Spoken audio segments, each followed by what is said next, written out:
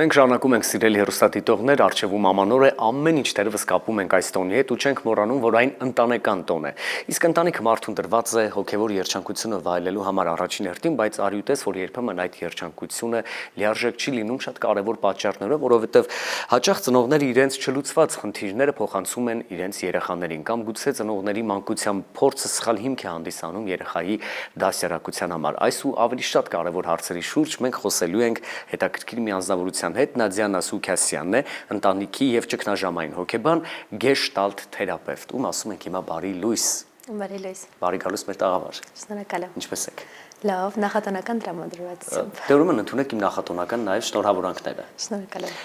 Լավ բան է, չէ՞ ընտանիքը։ Շատ լավ բան է ու եթե հոգեբանության տեսանկյունից նայենք, նաև շատ կարևոր ինստիտուտ, որտեղ որ ձևավորվում են շատ բազային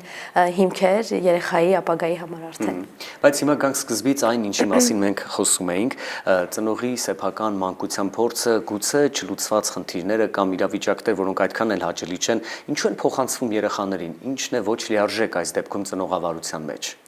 Առհասարակ ցանկացած փոխհարաբերություն մենք մտնում ենք մեր ունեցած նախկին փորձով ու ինչ վերաբերվում է հենց ծնող-երեխա փոխհարաբերություններին, այստեղ ավելի խոցելի ենք դառնում, որովհետև երեխայի հետ փոխհարաբերությունների ժամանակ կարող են արթնանալ մեր ունեցած նախկին փորձը, մեր ունեցած տրավմաները ու շատ ժամանակ ծնողները նկատում են, որ երեխայի հետ շփման ժամանակ օրինակ երեխան լացում է, իրենք այնպեսի արձագանք են տալիս, որը այդ իրավիճակին այդքան էլ համապատասխան չի ու դա կարող է կապված լինել ծնողի ունեցած նախկին փորձի հետ, որտեղ օրինակ իրեն թույլ չեն տվել արտահայտել իր էմոցիաները կամ լացը իր մոտ ասոցացվում է ինչ-որ տրավմատիկ իրավիճակի հետ։ Այս ձևերով է, որ արտահայտվում է մեր նախկին փորձը երեխայի հետ ունեցած հարաբերություններում։ Իսկ հիմա եթե մի փոքր թեման մեծացնենք եւ հասկանանք օրինակ ծնողի ժամանակին չիրականացած նպատակը եւ երազանքը, որ չի իրականացել, բայց նա փորձում է այդ ամենը ճակերտների մեջ ասված, հա, տեղափոխել երեխայի վրա եւ այդ երազանքն ու նպատակը տեսնել երեխայի մոտ իրականացած, բայց գուցե դա այդքան էլ երեխային հաճելի չէ կամ նախասիրությունների մեջ չի մտնում։ Սա պարտադրանք է թե ոչ կամ ինչ կարելի անել այս իրավիճակում։ Սովորաբար ծնողները իրենց սպասելիքները ու այդ ցանկությունները փոխանցում են երեխային, առաջին հայացքից որ նայում ենք, ոնց որ թե ավելի շատ երեխայի լավը ցանկանալով, երեխայի ապագայի մասին մտածելով, բայց իրականում այստեղ ոնց որ թե չեղարկվում ու հաշվի չեն առնվում երեխայի ցանկությունները, այսինքն այն ինչը որ չի կատարվել ծնողի կյանքում, չգիտեմ, մանկությունում կամ թեկուզ պատանեկությունում, ոնց որ ճնշման միջոցով երեխային է փոխանցվում ու եթե երեխան չի անում ու փորձում է շեղվել դրանից, իր մոտ կարող է դրանից առաջանալ օրինակ մեղքի զգացում կամ եթե ինքը լսում է ծնողի ցանկությունները, սպասելիքները ու փորձում է արդարացնել այդ սպասելիքները, այդ ժամանակ ինքը պիտի ճնշի իր ունեցած ցանկությունները կամ անգամ չլսի ու չզգա իր ցանկությունները։ Այսինքն այստեղ ունենք այդ բացասական էֆեկտը, որ կարծես ծնողը ուզում է հնարավորինս լավն անել, իր ապագայի մասին մտածելով անել, բայց իրականում այստեղ ճնշվում է երեխայի ցանկությունները ու չեղարկվում անգամ ոնց որ տարբերակ չի էլ տրվում լսելու ու հասկանալու երեխան արդյոք ունի այդ ցանկությունը թե չէ։ Հիմա գուցե մի քիչ համարձակ հնչի, բայց դա ինչ է երեխայի իրավունքների ոտնահարում պարտադրանք, որովհետև գուցե սա անկեղծ չի երեխայի հետ վերաբերմունքը։ Գուցե ավելի շատ լսենք երեխային ու հասկանանք նրա նախասիրությունը եւ ցանկությունը։ Իրականում սա պարտադրանք է ու ինչ որ առումով, ինչ որ ձևերում նաեւ հոգեբանական բռնություն, որովհետև այստեղ իրոք ընդհանրապես չի լսվում երեխայի ձայնը, թե ինքը ինչ է ուզում ու նաեւ այստեղ ոնց որ միակողմանի շփում լինի, միայն ծնողն է շփում երեխայի հետ ու հակառակը չկա, թե երեխան ինչ է ցանկանում,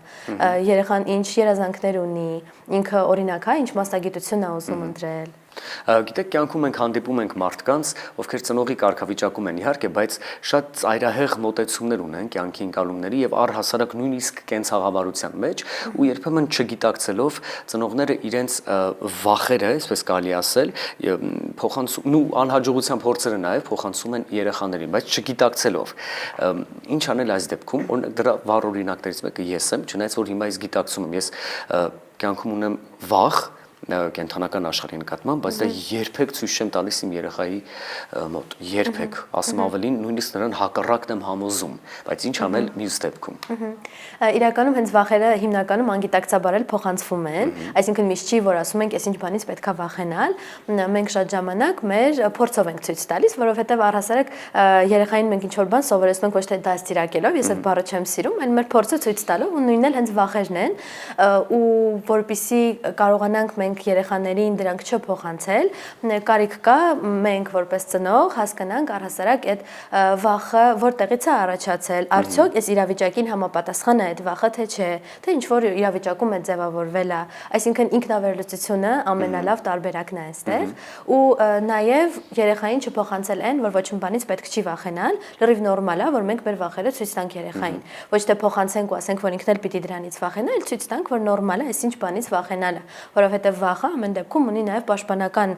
էֆեկտ, որը որ կորցնել ցանկալի չի ու վտանգավոր է անգամ։ Ըստ իս նաև պետք է ծնողը զբաղվի ինքնաճանաչողությամբ։ Ի վերջո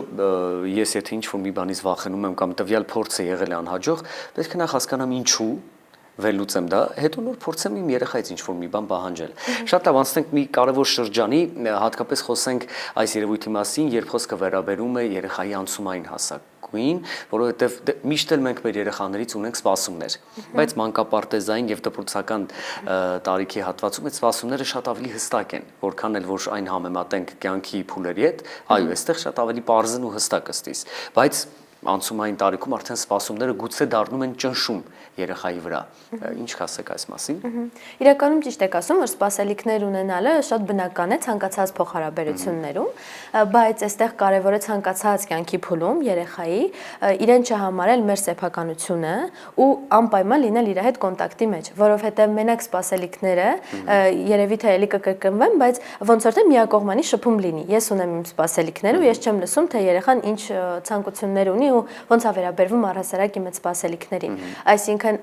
մանավանդ անցումային դեռահասության տարիքում, երբ որ երեխան ավելի շատ ուզում է ծնողներից հեռու լինել, ավելի շատ ուզում է իր տարիքակիցների հետ շփվել, այստեղ շատ կարևոր է այդ կոնտակտը պահելը, երեխային ճանաչելը, այս շատ կարևոր է։ Այսինքն ծնողը պիտի ճանաչի ինքն իրեն, այդ ինքնավերլուծության միջոցով եւ նաեւ երեխայի հետ պիտի ծանոթանա, որովհետեւ այն երեխան, որը կար մի քանի տարի առաջ, այն երեխան, որ դեռահասության շրջանում արդեն փոփոխության է ենթարկում, լրիվ ուրիշ երեխա է, ուրիշ դեռահաս է ու իր հետ կարիք կա ծանոթանալու, որը կօգնի նաև իր վրա ճնշում չգործադրել ու լսել նաև իր ցանկությունները։ Իսկ ինչպիսի վարքագիծ են ցուցաբերում երեխաները այս ճնշումից հետո երևի երկու տարբերակ ունեն կամ բոյկոտում են ծնողների դեմ ու նույնիսկ կարող են լինել շատ ծայրահեղ մոտեցումներ կամ լրակյաց թերևս տանում են այդ ճնշումը, բայց դա թեկուզ տարիներ անց ունենում է իր հետևանքը, չէ՞, եթե չեմ սխալվում։ Իսկ ինչ կասեք այս մասին։ Առհասարակ կամ մենք ընտրում ենք նույնը կրկնել, ինչ որ մեզ ասում են, որովհետև այդ մի քիչ անվտանգ է երեխայի համար թվում, կամ գնում ենք մյուս բևեռ ու անում ենք ամեն ինչ, մենակ թե ծնողների ասածը չլինի, մանավանդ դեռահասության տարիքին ինքը շատ բնորոշ է այդ բոյկոտը, այդ չլսելը, չանելը ու իրականում այն, որ երեխան ընդհանրապես չի արձագանքում, այս ոչ թե այն մասին է, որ ինքը մեզ լսեց ու ինքը համաձայն է մեր հետ, այլ այս այն մասին է, որ երեխան իրենց տեղ այնքան անպաշտպան է զգում, որ տարբերակ չունի մեզ արձագանքելու, տարբերակ չունի իր ձայնը լսելի դարձնելու։ Ու սա իրականում ունենում է հետագայում իր հետևանքները, որ երեխան ճնշում է իր ցանկությունները, որ երեխան անգամ մարմնական զգացողություններից իր անջատվում է, որովհետև որպեսզի ես անեմ այն, ինչ ինձնից պահանջում են, ոչ թե այն, ինչ ես ուզում եմ, պիտի այդ մարմնիս հետ կապը չունենամ, իմ ցանկությունների հետ կապը ընդհանրապես չունենամ։ Ու երեխան ոնց որ թե դառնում է հարմար, ծնողի տեսանկյունից գուցե դա շատ նպատակահարմար է, բայց իրականում դա վնասում է երեխային, որովհետև ինքը մնացած փոխհարաբերություններում էլ շարունակում է մնալ այդ հարմար կարգավիճակում։ Տնից դուրս, այո, նույնպես լինում է ինչ որ չպայքարող տեսակ, եթե կարող ենք այդպես համարել։ Լավ, երբ կարող ենք ի վերջո հասկանալ, որ ժամանակն է դիմել մասնագետի, որովհետև ծնողի ճնշումը կամ ոչ տրամաբանված վարվեցողությունը երեխայի հետ ազդում է նրա առողջ զարգացման վրա, որովը վիճակ կա, որ կարող ենք արդեն հասկանալ, որ ժամանակն է դիմել մասնագետի։ Եթե նայենք ծնողի տեսանկյունից, թե երբ պիտի ծնողը դիմի, երբ կարիք կա, որպեսզի դիմի, օրինակ, երբ որ երեխայի հետ շփումից հետո ունենում է տագնապի զգացողություններ, վախի զգացողություններ կամ ցանկություն կա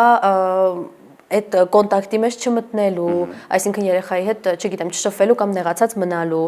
կամ նկատում է, որ շատ ժամանակ երեխային արձագանքում է այնպես, ինչպես օրինակ արձագանքել են իրեն փոքր տարիքում իր ծնողները, նույն արտահայտություններով, նույն ձևով, կամ իր արձագանքները չեն համապատասխանում այդ իրավիճակին, որովհետև շատ ժամանակ ինչ որ իրավիճակ երբ որ լինում է, մենք արձագանքում ենք, անցնում է ինչ որ ժամանակ, նայում ենք ու մեզ թվում է, որ մենք իրավիճակին համապատասխան չէինք արձագանքել, շատ բուրն էինք արձագանքել։ Այս ծնողների տեսանկյունից, իսկ երեխաների տեսանկյունից այստեղ մի քիչ ավելի բարդ է, որովհետև սենց տաբուացված բան կա, որ ծնողների հանդեպ ճղանություն չի կարելի զգալ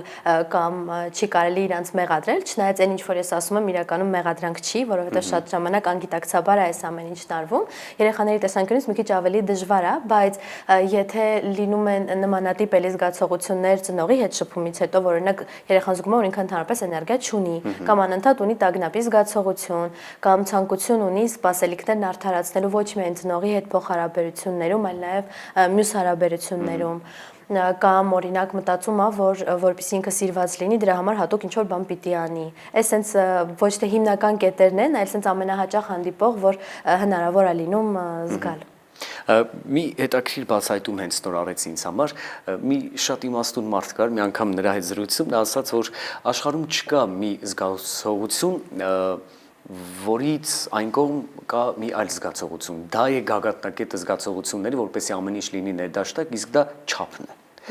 Ու նույնիսկ մենք մեր երեխաների հետ, որ մեր ստեղծածն են ու մեր սիրո շարունակություններն են, իսկապես էլի պետք է հասկանալ, թե ինչքանով պետք է նրանց սիրենք ու պահանջենք, որոշակի նորմեր ու չափի զգացողություն կա, որ պիտի պահպանենք։ Առջևում տոներն են, մենք շնորհավոր ենք ձեզ նախատոնական